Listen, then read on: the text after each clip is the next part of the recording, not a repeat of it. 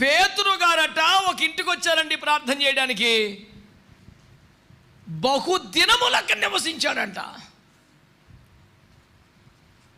ఆది అపోస్తలుల కార్యములు జరిగిన కాలములో, ఆదిమ సంఘ చరిత్రలో ఒక ప్రాముఖ్యమైన నియమాన్ని, విధానాన్ని, క్రమాన్ని, అనుభవాన్ని మీ దృష్టికి తీసుకొస్తున్నాను. దోర్కా, తబిత అనబడుతున్న సహోదరి కాయలాపడి ప్రభువునందు నిద్రించింది. సమీపంలోనే యొప్పేలో దైవజనుడు ఉంటానా పేతురు గారిని పిలిపించారు. అతడు వచ్చి ఓరక ఏడ్చి గొల్లి చేసేవారిని పంపించి మోకాళ్ళుని ప్రార్థన చేశాడు. చచ్చిపోయిన మనిషి బతికింది. అది మోకాళ్ళ ప్రార్థన యొక్క సత్తా, సరుకంటే అర్థం. ఒక కాలు మీద కాలు వేసుకొని ఏదో ప్రభువా కాపాడు తండ్రి అని సరిపెట్టేసుకుంటున్నారు భక్తులు. అందుచేత దేవుని వాక్యాన్ని వినండి. ప్రార్థన చేసినప్పుడు ఆమె బ్రతికింది. వెంటనే అక్కడున్న పరిశుద్ధులకు, విధవరాండ్లకు పిలిచి ఆ సహోదరిని అప్పగించాడు. సీమోను అనే చర్మకారుని ఇంట ఆ పూటకు బస చేసి వెళ్ళిపోయాడా. బహుదినములు నివసించాడు. అనండి ఒకసారి. ఒక ప్రశ్న అడగనివ్వండి. దైవజనుడు నివసించుటకు తగినట్లుగా మీ గృహం ఉన్నదా? కొంతమందికి గృహం ఉంటుంది కానీ మనసే ఉండదు.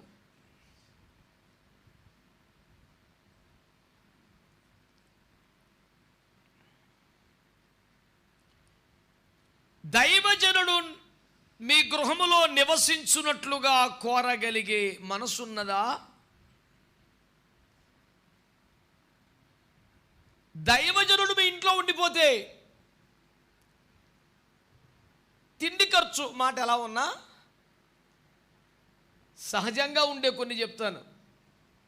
ఖచ్చితంగా స్తోత్ర ప్రార్థనలు లేగాలి. ఇంట్లో పెట్టుకొని సాధ్యమా? 6 దాకా దొరుకుతూ సాయంత్రం కుటుంబ ప్రార్థనలో, కుటుంబ ప్రార్థన జరుగుతుండగా ఫోన్ వస్తుంది. అయ్యగారు లేచి బయటికి వెళ్తాడు. అయ్యి ప్రార్థన చేసుకోండి. ఆయన బయటికి వెళ్ళి కుర్చేసుకొని కూర్చొని ఫోన్ మాట్లాడుతుంటాడు. అయ్యగారు ఉండగా బాగుంటుందా? నేను అంటాను, తిండి ఖర్చు పక్కన పెట్టవయ్యా. ఇలాంటి ఇబ్బందులు బోల్డు. వార్తల పేరు మీద, వార్తలకు ముందు, వార్తల తర్వాత కళ్ళు అప్పగించుకొని చూసుకునే ప్రోగ్రాములు టీవీలో బోల్డు తగలబడ్డాయి. అవన్నీ సాధ్యమా? పొద్దుగూకలా వాకింగ్ ఛానలే పెట్టాలంటే పెనం కుదురుద్దా? తిండి మాట పక్కన పెట్టో, ఇబ్బందులు బోల్డ్ ఉన్నాయి. అందుచేత దైవజనుడు అప్పుడప్పుడు ఇంటికి వచ్చి ప్రార్థన చేసి వెళ్తే ఎంతో సంతోషకరం. ఇంట్లోనే ఉండిపోతే చాలా ఇబ్బందికరం.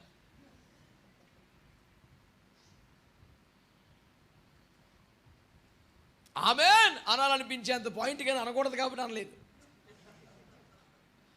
సభ్యత, సంస్కారం అడ్డొచ్చి బాగోదో. నేను ఈరోజు పెద్ద ప్రసంగం వెళ్ళేది, ఈ ప్రశ్న అడిగి మిమ్మల్ని వదిలేస్తున్నానంతే. దైవజనుణ్ణి మీ ఇంట్లో నివసింపజేయగలిగినంత హృదయం కానీ, అనుకూలత కానీ, మీ అలవాట్లు కానీ, పద్ధతులు కానీ, వ్యవహారం కానీ అసలు సెట్ అయిందా మీకు?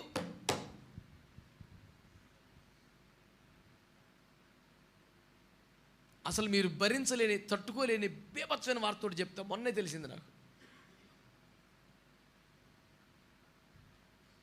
అసలు నేను భరించలేకపోయా. ఇప్పటికీ నిజం కాకూడదని నిజం కాదని అనుకుంటున్నాను. కానీ చెప్పినోడు నమ్మదగినోడు కాబట్టి నేను చెప్తున్నాను మీకు. శుక్రవారం ఉపవాస ప్రార్థన 8:30కి స్టార్ట్ చేస్తారంట వాళ్ళ చర్చిలో. 8:30 చేసి ఇప్పుడు దాగలేదు. ఏది 6:30కో 7:00కో మొదలు పెట్టుకోవచ్చు కదా. ఒకప్పుడు అలాగే ఉండదండి. పాస్టమ్ గారు మార్చేశారని. ఇంకెవరన్నా తొందరగా పెట్టుకొని తొందరగా తెమిల్చుకొని పడుకొని పొద్దున్న లేచి పరిచర్యకి వెళ్దాం ఉంటారు. కానీ 8:30 దాకా ప్రారంభ ప్రార్థన చేయకుండా ఇదేం రూల్స్ రా, ఎందుకు మార్చారా అంటే, ప్రభు నన్ను క్షమించును గాక, ఆ పాస్టమ్మ గారికి ఇష్టమైన సీరియల్ 8:30కి అవుతుందంట.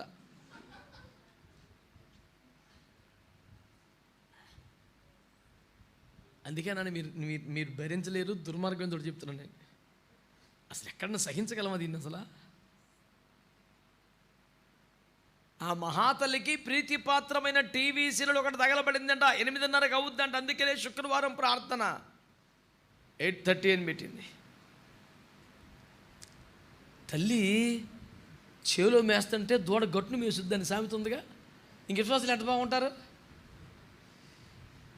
వీళ్ళు ఏం చేశారంటే మరీ ప్రార్థనకి వస్తే ఏం బాగుంటుందని 8:30 to 9 సీరియల్ కూడా చూసి 9కి వస్తున్నారంట.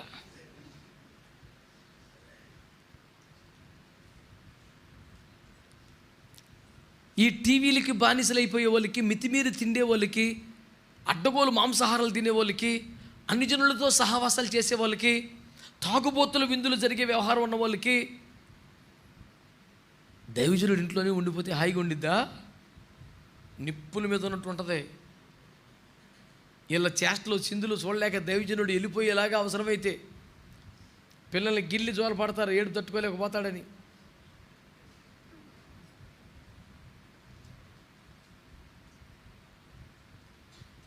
నా ప్రశ్న ఒకటే, దైవజనుడు మీ ఇంట నివసించగలిగిన పరిస్థితి ఆ ఇంటికి ఉన్నదా? మీ దినచర్య అలా ఉంటుందా? మీ అలవాట్లు పద్ధతులు అలా ఉంటాయా? మీ ఇంట్లోకి వచ్చే సరుకు వెళ్ళే జనం అలా ఉంటారా? మీ ఫ్రిడ్జ్లో మెటీరియల్ తలుపు తెరిచి చూస్తే మీకు ఏమన్నా ప్రమాదం అయిద్దా? దేవుని స్తోత్రం.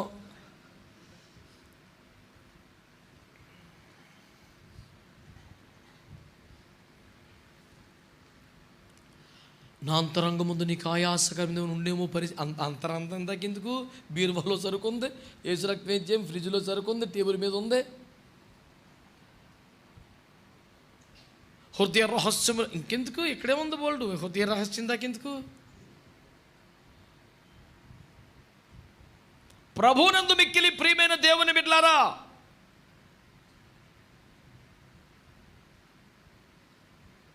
శ్రద్ధగా ఆలోచన చేయండి.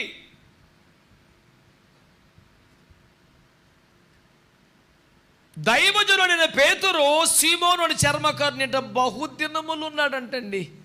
అక్కడ వాడిన పదము నివసించెను. సేదదీరుని కాదు, బస చేసిన కూడా కాదు, నివసించేశాడు. మీ ఇంట్లో నివసిస్తుంది ఎవరు? మరి చెడ్డవైన 7 దయ్యములా, అక్రమ సొమ్మ, పాపిష్టి ధనమా,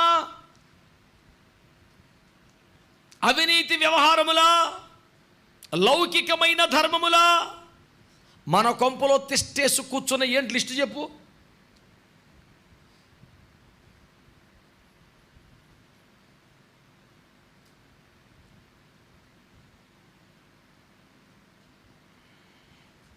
ప్రభువుకు స్తోత్రం. హల్లెలూయా. అదే 10వ అధ్యాయంలో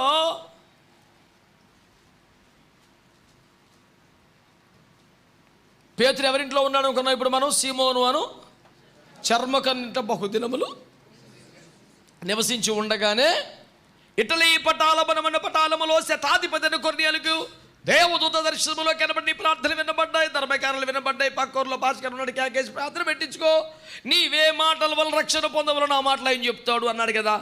మనుషులు పంపాడుగా. ఎక్కడికి? యొప్పే అనే పట్టణంలో ఉన్న సీమోను అను చర్మకారుని ఇంటి వద్దకు, అక్కడ నివసించుచున్న పేతురు గారిని ఆహ్వానించుటకు యొప్పే పట్టణానికి ఇటలీ నుండి శతాధిపతి కొర్నేలి తనను కనిపెట్టుకుని వారిలో నమ్మకస్తులను ఒకరిని పంపించాడు. నాకు ఆ పదం ఎంత ఇష్టమో, తన దగ్గర చాలామంది ఉంటారు, 100 మంది మీద ఆఫీసర్ కదా. ఎప్పుడు తనను కనిపెట్టుకుని ఒకడు ఉంటాడంట. అందులో చాలా భక్తికి వెళ్ళినాడంట.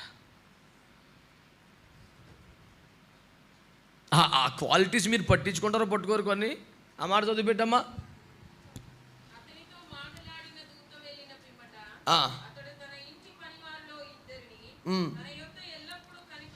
తన యొద్ద ఎల్లప్పుడూ కనిపెట్టుకునే వారిలో భక్తిపరుడుకు ఒక సైనికుడిని. అడిచి అత్తకు ఉద్యోగం సైనికుడు కానీ చాలా భక్తిపరుడు అంట. తన యజమాని ఎల్లప్పుడూ కనిపెట్టుకుని ఉంటాడంట.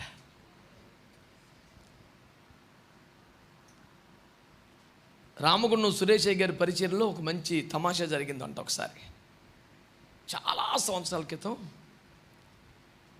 యేసన్న గారిని సురేష్ గారు పరిచర్యకి ఆహ్వానించారు. వారికి ఒక బస చోట ఏర్పాటు చేశారు. అయ్యగారి దగ్గర ఉండి కనిపెట్టుకోవడానికి ఒక శిష్యుణ్ణి అక్కడ పరిచారకుడిగా పెట్టారు. ఈ పరిచారకుడు ఏం చేశాడంట, అసలు ఈశన్న గారితో ఎంత జాగ్రత్తగా ఉండాలి, వ్యవహారం పెద్ద ఆయన కదా. వీడు కాసేపు పరిచయం చేసిన తర్వాత ఒక కాగితం మీద నెంబర్ రాసి ఇచ్చాడంట. ఏంటంటే, నా నెంబర్ ఇది, మీకు అవసరం అయితే ఫోన్ చేయమన్నాడు.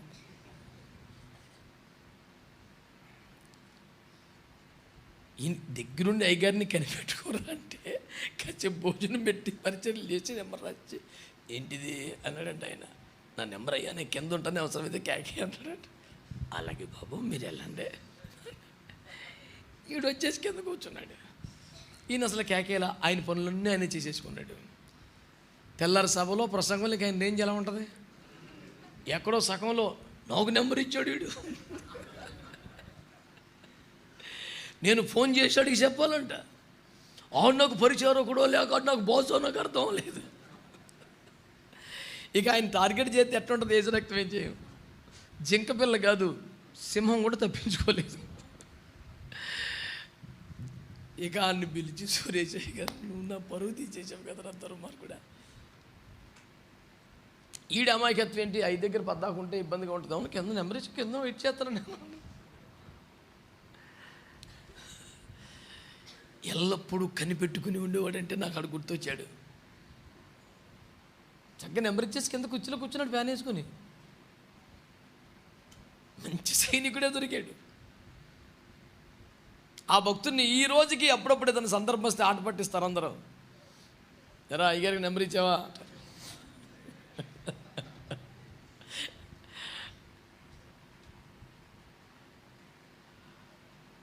ఒక దైవజనుడి దగ్గర ఎట్లుండాలి, మనం ఎట్లా పరిచయం చేయాలి, వారిని ఎట్లా కాచుకొని కనిపెట్టుకొని ఉండాలి. ఇది అజ్జాకి నెంబర్ ఇచ్చాను, అవసరం ఫోన్ చేయమని వెళ్ళిపోతాడు వీడు.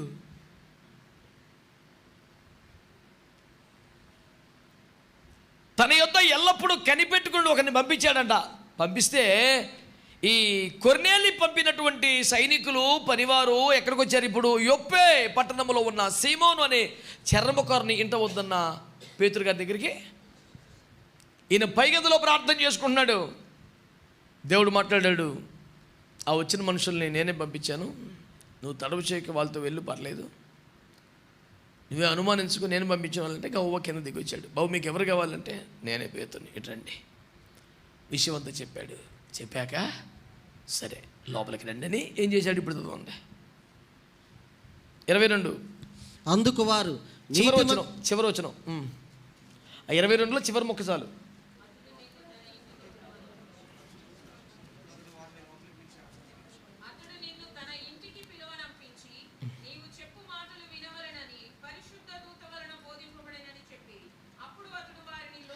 అప్పుడు అతడు వారిని లోపలికి పిలిచి ఆతిథ్యం ఇచ్చాను.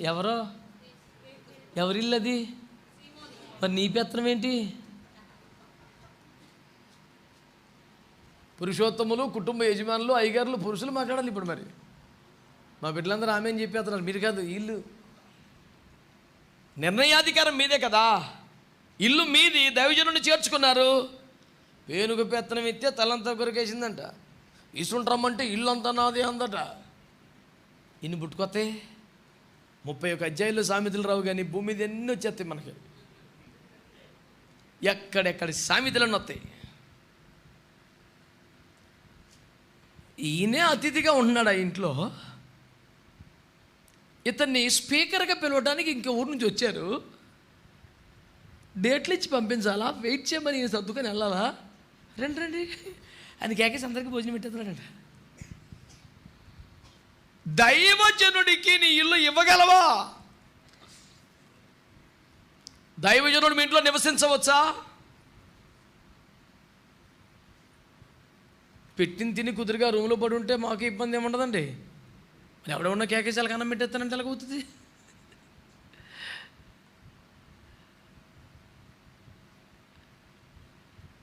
అప్పుడు పేతురు సీమోనుని పిలిచి, అయ్యా నా వద్దకు 4 గంటల నుంచి వచ్చారు, ఎండవేళ వచ్చారు, ఆకులతో పంపటానికి మనసు లేదు, నేనే అతిథిని ఇక్కడ, వాళ్ళకి ఏం పెట్టగలను? నీకు ఇష్టమైతే వారికి ఏమైనా కాస్త అన్నం పెట్టగలవా? తాను ఇల్లులాగే తీసుకెళ్ళి అన్నం పెట్టేస్తున్నాడు. నేను వేరొకరింట్లో ఉంటున్నాను అన్న ఫీలు పేతురుకుంటే అలా చేయగలడా? ఆ ఫీల్ లేకుండా ఎవరు జాగ్రత్త పడ్డారు? Credit goes to Simon. కొట్టోసారి సీమోన్కి. అది ఇది నాది అని ఫీల్ అవ్వాలంటే ఎంత ఫ్రీడమ్ ఇచ్చి ఉండాలి, వాళ్ళు ఎంతగా అప్పగించుకుని ఉండాలి, ఏ స్థానం ఇచ్చి ఉండాలి దైవజనునికి. మనమే వాళ్ళు పెడితే తిన్నాం, మళ్ళీ ఇంకొన్ని కాకపోతే బాగుంటుందో బాగోదో అన్నా. మరి ఈ రాని దగ్గు లేని నవ్వు ఇవన్నీ తెప్పించుకోవాలి. ఇప్పుడు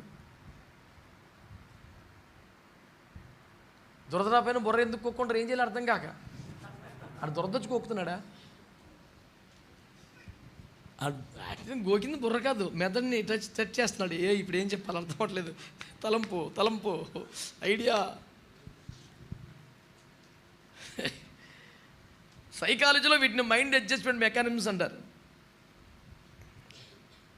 గోల్గొట్టుకోవడం అంటే అసలు దొరక్క. కొంతమంది అనవసరంగా స్తోత్రం చెప్తుంటారు చూడు, ఏం చెప్పాలి నెక్స్ట్ పాఠం గుర్తురాక. మరి ప్రియులారా దేవునికి స్తోత్రం కలుగునా, మరి ఆ విధంగా దేవునికి ఇది దొరకవు. రాసుకొచ్చింది చీటీ ఎగిరిపోయింది రక్తం.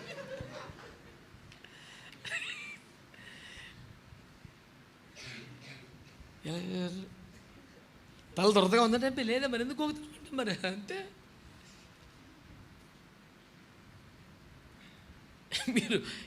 మీరు మీ గృహంలో మీరే యజమాని కనుక ఇటుగా దివాలంత ఇదే ఏ రక్తమే చేయ. మీరు ఆలోచించండి, ఒక దైవజనునికి అంత స్థానం ఇస్తారా ఇంట్లో? మీ ఇంట్లో ఉంటూ తన అతిథిగా ఫీల్ అవుతాడా? నా ఇల్లు వీళ్ళు నా బిడ్డలని ఫీల్ అవుతాడా? మీ ఇంట్లో ఉంటూ మీకే ఆజ్ఞాపించగలరా? భోజనాలు పెట్టు అని చెప్పగలరా? అంతగా అప్పగించుకోగలరా? సాధ్యం అసలు మీకు అది? ఇంట్లో సామాన్లుగా సర్దాల్సింది ఇది. మైండ్ అడ్జస్ట్మెంట్ అవ్వాలా. తప్పకుండా సోఫా తోసేసి ఒక పక్క మంచం వేసేస్తాం, పెద్ద విశేషం కాదు. ఇక్కడ కొంతమందికి ఇద్దరే, ఆయన అంతే, మూడో మనిషి వస్తే అలా నచ్చదు. మా పెళ్ళైన కొత్తలో విశాఖపట్నంలో ఒక మహా పెద్ద డాక్టర్ గారు మమ్మల్ని ఇంటికి భోజనం పిలిచాడు. 5 బెడ్రూములు కొంప, 5 బెడ్రూమ్ హౌస్ అండి. దీనికన్నా కొంచెం తగ్గుద్ది హాల్. అది నెట్లు కట్టుకొని క్రికెట్ ప్రాక్టీస్ చేసేవచ్చు, అంత ఉంది హాల్. అది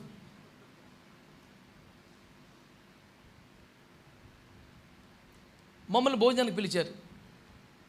మేము భోజనం చేసిన తర్వాత మరి ఎవరికి లేని అద్భుతమైన ఎల్లమెల్ల వెస్పోర్ట్ మనకు ఉంది కదా. మేము రెడీగా ఉన్నాం, వచ్చి వెళ్ళిపోతా. అచ్చా డాక్టర్ గారు వెళ్ళినవిడే, ఈ రాత్రికి మా ఇంట్లో ఉండండి ప్లీజ్ అంటాడు. ఈ రాత్రికి మా ఇంట్లో ఉండమని ఆయన మమ్మల్ని తులోమని బతిమాలి ఎత్తున్నాడు. ఏ గదిలో పెట్టాలని తల్లి కొడుకు కూతురు కొట్టేసుకున్నారు, ఇబ్బంది పడిపోతున్నారు. మీరు నమ్మండి, 11:30 అయింది, మాకు రూమ్ అవ్వలా.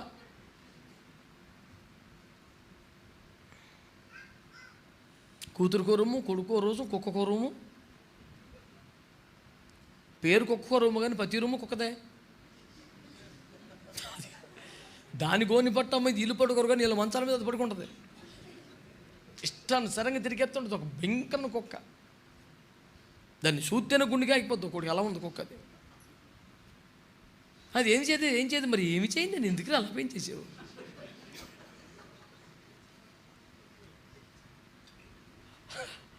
అది ఏమన్నా చెయ్యాలా? ఎదురుకుండకు వచ్చి అలా చూస్తే చాలు, రక్తం ఏం చేయవు.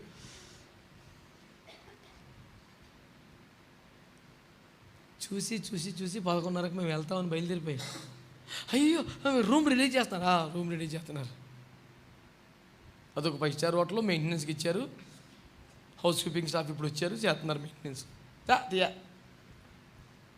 అందుకని హిందీలో సామెత ఉంటుంది, కమరేతో చోటా హో సక్తా మగర్ దిల్తో బడా హోనా చాహియే అని. ఇల్లు ఇరుగ్గా చచ్చినా పర్లేదు, హృదయం విశాలంగా ఉండాలి. మన చిన్న గుడిసెలో ఉన్నప్పుడు మన ఇంటికి ఎవరు రాలేదా? అడ్జస్ట్ అవ్వలేదా? ఇప్పుడు 2-3 గదులు వచ్చినా కుదురుతలేదేంటి నీకు? ప్రైవేట్ లైఫ్ ఎక్కువైపోయింది. ఎవరు ఉండకూడదు ఆ కంపలో. నీకు కొంత దరిద్రం తగలపడింది. పిష్టి బుద్ధులని అయ్యి మారాల.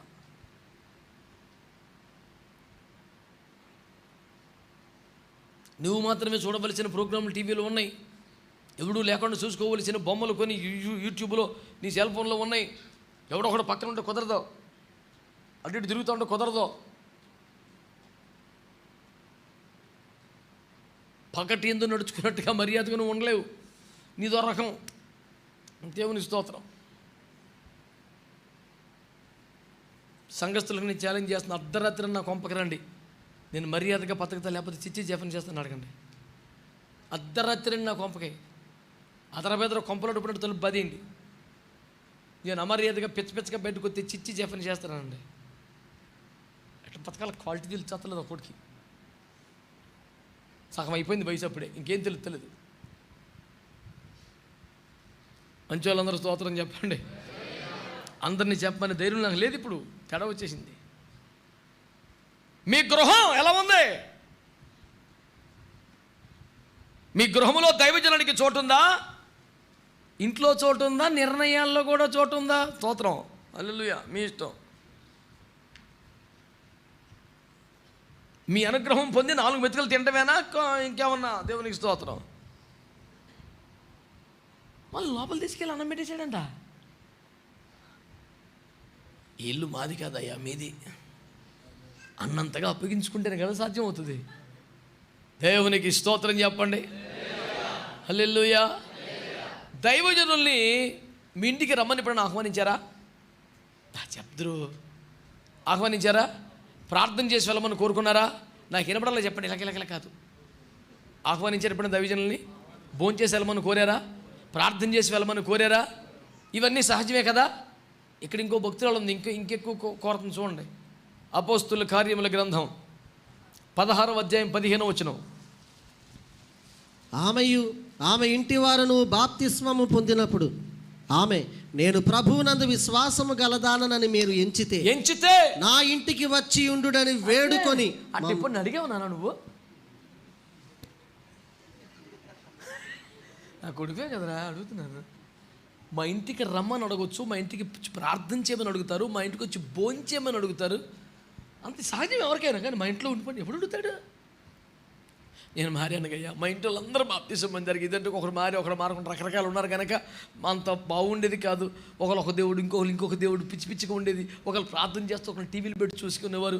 ఇక్కడ మేము ఉపవాసం ఉంటే అక్కడ బొమ్మలకు పూజలు చేస్తాం. అప్పుడు బాగుండేది కదా. ఇప్పుడు అందరూ మారిపోయారయ్యా, అందరూ బాప్తిస్మాలు పొందారు కనుక మా ఇంటికి వచ్చి ప్రార్థన చేసి వెళ్ళిపోవటానికి వీల్లేదు, మా ఇంట్లో ఉండిపోవాలి. నేను ప్రభువునందు విశ్వాసము గలదానని ఎంచితే మా ఇంటికి వచ్చి ఉండుడని మమ్మల్ని వేడుకొని బలవంతం చేసిందట. చూస్తున్నావా, అయ్యగారు వస్తారేమోనని. అసలు మా ఇంటికే వస్తలేదు. చూడు కెమెరాలు పెట్టుకొని చూస్తుందంటే నేను గమనిస్తానండి. ఆ ఇంటికి వెళ్తున్నారు, వాళ్ళు బజ్జీలు ఆడుకున్నారు. నీకు తగని టెంపరు, ఎవడొస్తాడు? పిలిచినా పిలవపోయినా నెత్తి మీద ఒక పెద్ద డబ్బా పెట్టుకొని వస్తారా?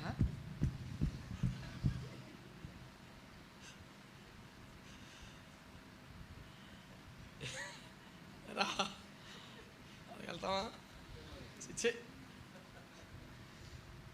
నేను ప్రభువునందు విశ్వాసము గలదానిని ఎంచితే మా ఇంటికి వచ్చి ఉండుడని వేడుకొని బలమంది. అంటే దైవజనులకు సంఘానికి మధ్య ఎలాంటి ఆరోగ్యకరమైన ఆత్మ సంబంధమైన పరిశుద్ధమైన అనుబంధం ఉండాలో మీరు ఆలోచించాలి. వచ్చి వెళ్ళిపోవటం కాదా అమాయకంగానో. చర్చిలో కనపడితే అసలు ఎప్పుడైనా మా ఇంటికి రండి అని పిలిచావా పాస్టర్ గారిని? కొంతమంది ఇంకో రకం ఉంటారు, ఇంట్లో ప్రార్థన పెట్టుకుంటారు. ప్రార్థనకి వెళ్తే ఆమె చెప్పగానే అయ్యగారు భోజనం చేయండి అంటారు. అదేంటి, ప్రార్థనకి ఇచ్చారు కదా, ప్రార్థనకు వస్తే మా ఇంటికి ఎవరైనా ప్రార్థనకు వస్తే మేము భోజనం పంపుతాం. అప్పుడు మనం ఏం చెప్తాం? మేము ఎవరింటికైనా ప్రార్థనకి వెళ్తే ప్రార్థన చేసి వచ్చేస్తాం. ఈ ప్రార్థన చేసి ఏం పెడతారని ఆకలి కడుపు వేసుకొని చూస్తున్నారు. దరిద్రమని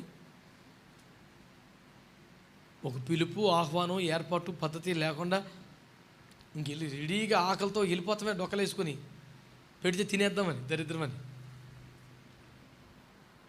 ఆతిథ్యం, క్రమం, పద్ధతే. మమ్మల్ని ఒకసారి కేకేసారు, ఒకటింటికి కేకేసి కాలంగా భోజనం కూర్చోమన్నాడు, ఖాళీ ప్లేట్లు పెట్టి వెళ్ళిపోయాడు. ఇంటి పక్కనే హోటల్ అంట. ఒక మంచి బిర్యానీ బట్టలు పట్టుకొచ్చాడు, ఆ ప్లేట్లోని కత్తి పెట్టి కోసేసాడు, సగం నాకు సగం ఆవిడకి వేసేసాడు. తిన్నాను. ఏంటది? ఆతిథ్యం అంట.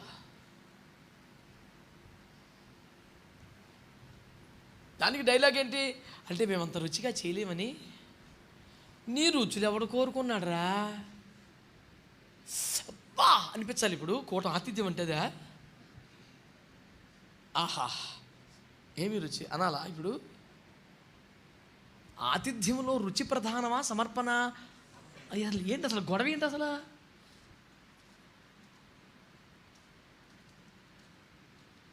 అర్థమైన మట్టికి స్తోత్రం చెప్పండి. ఏమన్నా బోధపడుతుందంటారా? చివరికి ఇంకొక భక్తులు ఉన్నారు. 18వ అధ్యాయం 11వ వచనం.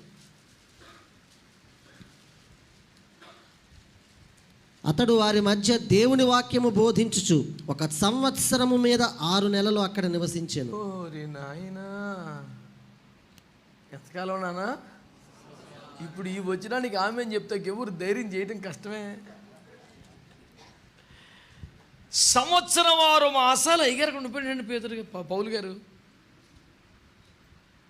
సంవత్సరంన్నారా? ఏదో ఒక వారం అయితే ముక్కు మూసుకొని టీవీ పెట్టకుండా ఉండొచ్చు. దేవునికి స్తోత్రం. ఏంటి సంవత్సరంన్నారే? సంవత్సరం రోజు 4ంటికి లేచిపోవాలా, ప్రతి సాయంత్రం ఎక్కడో సువార్తకి వెళ్ళాలా, పగలంతా అయ్యగారి కోసం వచ్చిన టీలు పెడతా ఉండాలా. అయిపోయి దేవుని స్తోత్రం. ఈ వారం మాది, నెక్స్ట్ వారం మీరు ఇల్లు వాటర్లు వేసేసుకుంటారు.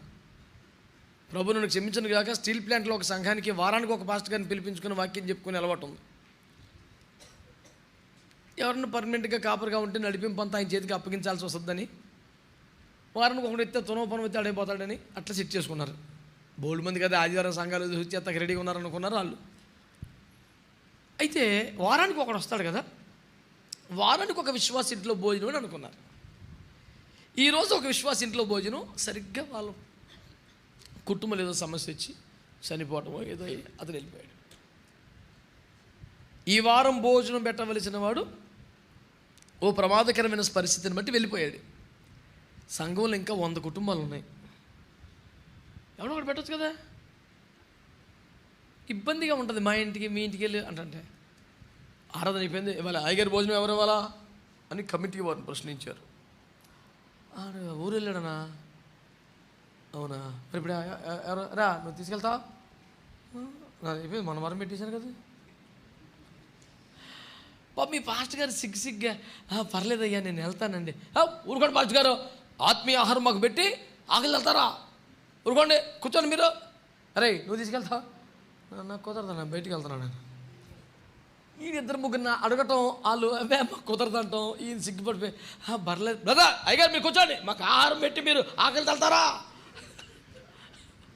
అన్ని అమ్మ బిడ్డ తొడుక్కొని ఉదయం రక్తం ఏం చేయు పాపండి. ఆయన ముందు పెట్టుకొని నాకు కుదరదా నువ్వు తీసుకెళ్ళు అంటే దానికి ఎలా ఉంటుందా మనిషికి అసలు? పర్లేదండి వెళ్తాను.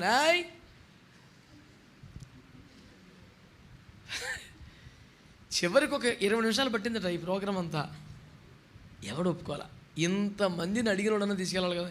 నువ్వు తీసుకెళ్తా ఇలా సారీ పాస్టర్ గారు మరి ఎవరో సిద్ధపడాలి, మరి ఈడో ఇంతమందిని అడిగాడు. మీరు అన్నవాడు భోజనం గురించి కాదు కానీ ఆ పాస్టర్ గారు చాలా కన్నీళ్ళు పెట్టుకున్నాడు. చాలా సిగ్గు అనిపించిందయ్యా.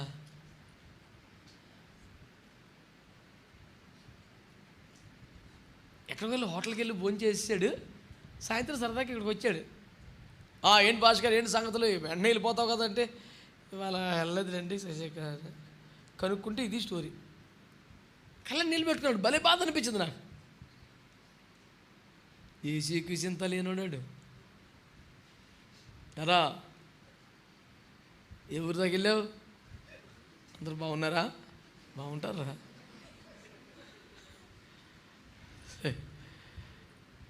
ఎవరికైనా నిద్ర ఆడతలేదా రాత్రులు? ఆడితో పేరం చేయించుకోండి, కమ్ముకొచ్చేస్తుంది నిద్ర మీకు. రే మనస్ఫూర్తిగా 2 చేతులు వేసి ప్రార్థన చేశారా?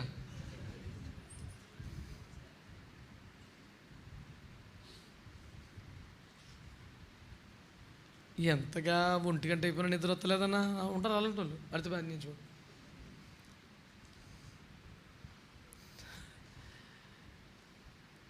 దైవజనుడి స్థానం ఏంటి మీ ఇంట్లో? యథార్థంగా చెప్పండి.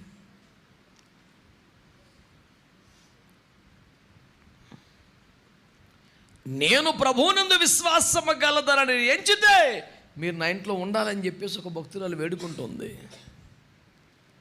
ఒక ఇంట్లో 1 సంవత్సరం 6 మాసాలు ఉండిపోయాడు దైవజనుడు.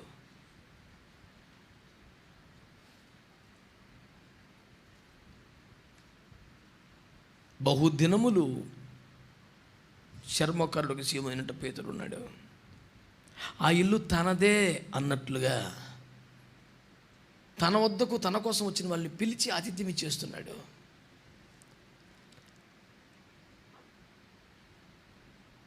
అపోస్తలుల కార్యాలు 12:12 పేతురు చెరసాల నుంచి వచ్చేపాటికి యోహాను తల్లి ఇంటి అనేకులు కూడి ప్రార్థన చేస్తున్నారు. మీ ఇల్లు ప్రార్థనలు జరుగుటకు మీరు ఇవ్వగలరా? మీ ఇల్లు దైవజనుడు నివసించడానికి ఇవ్వగలరా? మీ ఇల్లు దైవజనుడే నాది అన్నంత స్వేచ్ఛగా అతిథులకు ఆహారం పెట్టగలిగినంతగా అప్పగించగలరా? మీతో పాటు కుటుంబ సభ్యుడిగా దైవజనుడు మీతో కలిసి సంవత్సరాల పాటు నివసించగలరా? ప్రభు మీకు అనుగ్రహించిన ఆశీర్వాదకరమైన గృహాలలో దైవజనులకు స్థానం ఉందా? ఉంటే ఆ ఇంట్లో దైవజనుని స్థానం ఎంత? ఆలోచించండి. ఆదర్శ క్రైస్తవ గృహాలుగా మలుచుకోండి. ఆది అపోస్తలుల సంఘ అనుభవాల్లోకి రండి. దేవుడు మిమ్మల్ని మీ గృహాలను దీవించునుగాక. ప్రార్థన చేద్దాం.